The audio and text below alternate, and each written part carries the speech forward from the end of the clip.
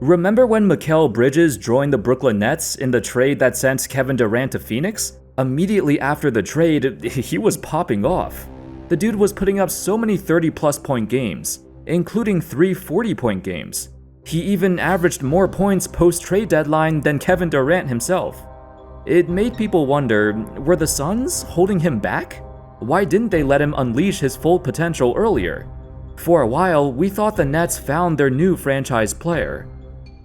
However, fast forward to 2024 and his spotlight has dimmed. Bridges is still good, but he doesn't give off that same vibe as before. It's quite clear now that he's not a franchise caliber player. He's not that guy. How's it going, folks? My name's Andy, and today let's take a look at 5 NBA players who we were wrong about.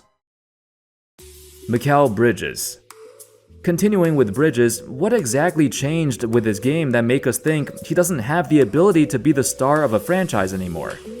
If you look at his numbers, they aren't that different. Of course, he's scoring fewer points, but the Nets have other scoring options who are taking more shots now. Is Bridges that much worse than before? Well, it's actually his consistency that's been a major issue. You can see this by taking a glance at his box score numbers. He'd have some fantastic games where he goes off. Then that's followed by a lackluster performance or two where he's almost non-existent.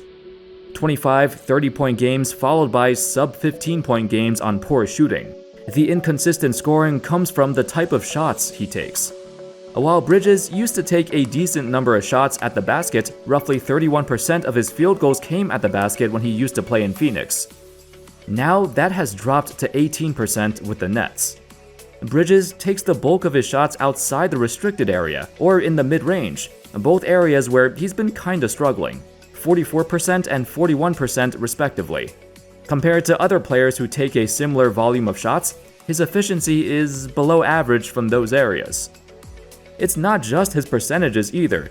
Just by watching him, he's a good player, he's a good and versatile scorer, he's above average in many aspects of the game, but there's no aspect where he's extraordinary. There's nothing that makes him stand out among his peers, and that's why when you watch him play, he doesn't scream star. Actually, he looks more like a role player who's been forced into a bigger role, because the Nets don't have many options. Over the summer, Sports Illustrated graded every team's offseason moves, and they gave the Brooklyn Nets a B+. They cited it was a great idea to re-sign Cameron Johnson for 4 years $94 million, which is basically the only move the Nets made. Besides the fact that Cam Johnson is not worth that much, the reason the Nets didn't make any big splashes was because they hoped a combination of Mel Bridges and Cam Johnson could lead them to a successful season. Perhaps even a playoff run. Bridges made such a strong statement right after he joined the Nets, to the point where it fooled the organization into believing he can be the main guy. This is what Nets GM Sean Marks said about his expectations of Bridges. I think he's proven to a lot of people that his role can continue to get better and better and bigger and bigger. But now that when the ball's in his hands, can he step up? Can he be that guy that we can rely on? It turns out now they're having second thoughts. The 2023-24 season was essentially a test to see if Mel truly is the guy who can lead them to a new era of Nets basketball. Unfortunately, the only place he's leading them is back to the lottery.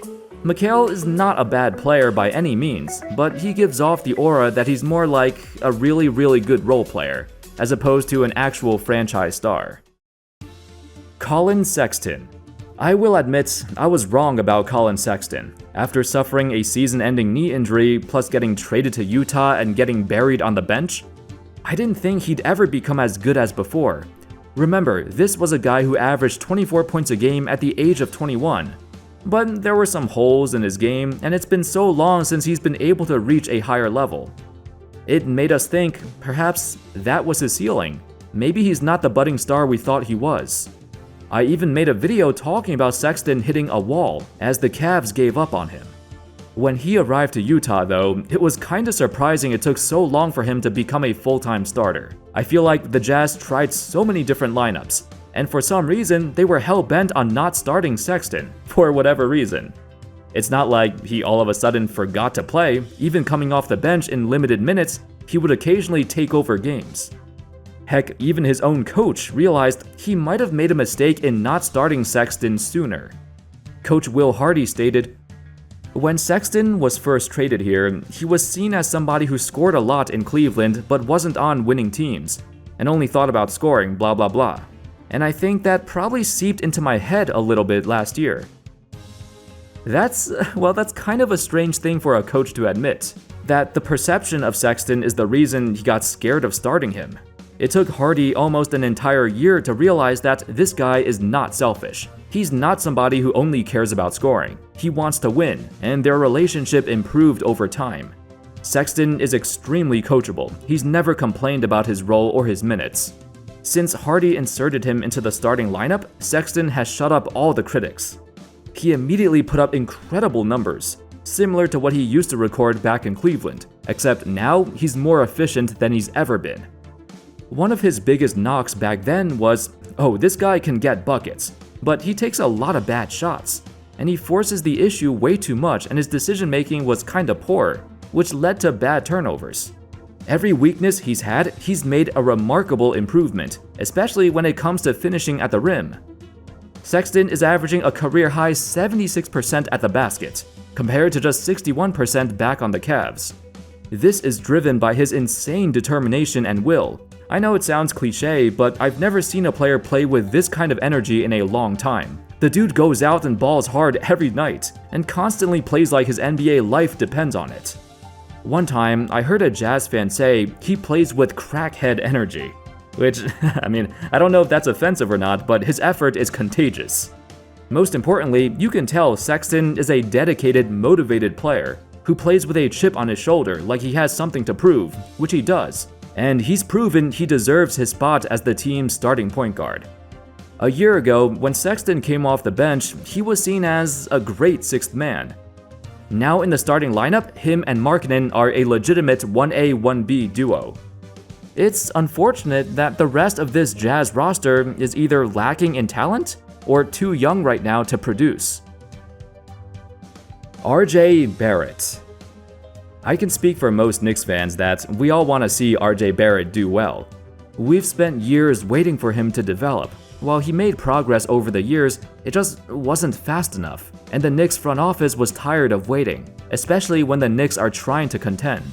I also don't think this was the ideal situation for him either. At his core, Barrett is a high-usage player, but he was surrounded by other high-usage stars who were better than him, both at scoring and playmaking. The Knicks also had spacing issues for many years, which didn't really get solved until he got traded away. Plus, as the Knicks got better, the expectations of RJ became higher and higher, and he could not meet them. It just wasn't a good place for him to be. Now on the Toronto Raptors, a team that's recently started over and rebuilding from scratch, there are no expectations. It hasn't been that long, and we don't know if Barrett can continue this kind of play. He does look a lot better, and a lot more comfortable in Toronto than he's ever been in New York. For the first time of his career, he's scoring at an above-average efficiency, which I didn't think he'd ever be able to do, considering his shot selection has always been poor. Now he's getting to the basket more than he's ever had. Nearly half his shots come at the rim, which has been the driving factor for his efficiency. For example, this is what his shot chart looks like in Toronto. Those are some high-quality shots within the restricted area. However, the main difference is how Barrett is initiating his scoring opportunities. Back in New York, they relied on him to score in isolation and as a pick-and-roll ball handler. He was expected to create offense out of nothing, but he wasn't good at that. It always led to him getting stuck or forcing up a bad shot. In Toronto, way more of his shots are assisted now. 66% of his shots are, compared to 41% on the Knicks. This means the Raptors aren't relying on him to create offense out of thin air, because now he's playing off the ball a lot more. To add on, the Raptors play at a much higher pace than the Knicks, who are 29th in the league in pace, the NBA's second slowest team. Barrett, being young with fresh legs filled with energy, the up-tempo style in Toronto fits him better. Of course, it's hard to say we were completely wrong about RJ. I mean, he's had stretches in New York where he looked like an absolute stud, an absolute beast. and then he regresses back to his usual self. Who's to say that that won't happen again in Toronto? But this time, his playstyle experienced a big change, and he's back in his hometown where he's more comfortable. This change of scenery could be all he needs to reinvigorate his NBA career and turn it around. Can he truly be the sidekick for Scottie Barnes as the Raptors build for the future? Deonte Murray. In the 2021-22 season, Murray's last season in San Antonio, he averaged nearly a triple-double, and he made his first ever All-Star appearance. It seemed like he was following a similar path as Kawhi Leonard, a guy who came in as a defensive stud, but over time expanded and evolved his offensive game. So when the Hawks acquired Deonte Murray, they expected him to be the perfect backcourt partner for Trae Young. Murray had a reputation for being a phenomenal perimeter defender, and a good passer to take some of the playmaking burden from Trae, allowing him to play off the ball more, similar to how the Warriors use Steph. That was the Hawks' goal when Murray arrived. It makes sense, right? In theory, this duo should work. Sadly, as you've seen from all the trade rumors, the Hawks were shopping Murray. It's clear that they realize he's not working out. The numbers speak for themselves. The Hawks are literally better with him off the court. Defensively, Murray was expected to shore up their perimeter D, perhaps take on the task to defend the opposing team's best perimeter players. He holds opponents to 50.7% field goal percentage, which is the exact same percentage as Trae Young on a similar number of attempts. To make matters worse, the Hawks have gotten worse defensively since acquiring Dejounte. In 2024, they literally have the worst defensive rating in the entire NBA. I know the Hawks were never a good defensive team since Trae got drafted, but they were never the worst either, until this year. Not all the blame should go to Dejounte. The Hawks' interior defense is horrendous. They give up 56 points a game in the paint, the third most in the league. Surprisingly, offensively, they're also not any better either. By the on-off numbers, Dejounte does not improve their offense. The Hawks' struggles are further exacerbated by Dejounte's $120 million extension that he signed in the summer of 2023. It's a huge commitment to their salary cap, and it severely limits the Hawks' options to improve this roster. The fact that they were trying to trade him months after giving him this deal, they knew they messed up. As Trae enters his prime, they've bottlenecked this roster, and might be stuck with Dejounte unless they find a suitable trade for him. This is why superstars leave their teams, the failure to build a successful roster around them, especially one that's not even close to being in contention for the title. I know a lot of folks don't believe Trae Young could ever be the #1 option on a championship team, but we don't know that, cause he's never been surrounded by a competent roster. There's still time, but the Dejounte experiment turned out to be a big mistake, cause he's not the player the Hawks thought he could be. Rudy Gobert. After leaving Utah, Gobert's image was tarnished. He had the reputation for being soft. He got criticized a lot, not just his game, but his persona. He called out his teammates in public, and it rubbed some folks the wrong way. When he arrived to Minnesota, the fan base felt like they got robbed. The Wolves gave up a colossal package to acquire him, 4 future first-round picks in the deal. There's no way the Wolves could become a championship contender just from getting Gobert, right? I mean, they were barely a fringe playoff team before that. Just from this trade alone, there were extreme expectations for Gobert to perform in Minnesota. Now, he has answered the call. Anchored in the paint by Gobert, the Wolves firmly hold the NBA's #1 ranked defense. Playing alongside Towns for an entire season has done wonders for both of their games. It allows Cat to not carry the burden of defense anymore, something that he's never been good at before. And at the same time, it relieves Gobert on offense. Remember all those years where we would blast Gobert for his lack of fundamentals, his poor footwork, and his overall incompetency at putting the ball in the basket? Of course, his offense is still subpar, but this team already has offensive threats, so he doesn't need to worry about that as much anymore. That has allowed him to play the game to his strengths and focus on what he's good at, which is setting screens, catching lobs, getting offensive boards. I know this part is supposed to be about Rudy Gobert, but this is the best thing to ever happen to Towns as well. For a long time, people debated, was he really capable of carrying a franchise? Now with Anthony Edwards stepping up as the main guy offensively, and Gobert coming in to cover for his defensive lapses, Towns is more comfortable than he's ever been. Having a veteran point guard like Conley also works wonders, especially alongside a rambunctious young scorer like Edwards, because you need a leader who can control the pace and make sure everyone is following the game plan. It's safe to say the Gobert trade is looking more and more like a win-win situation.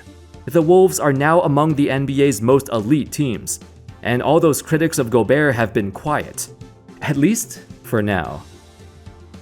Thank you all so much for watching. Let me know your thoughts in the comment section if you can think of any other players who we were wrong about. I hope y'all enjoyed this video, and of course, as always, I'll see you next time. Peace.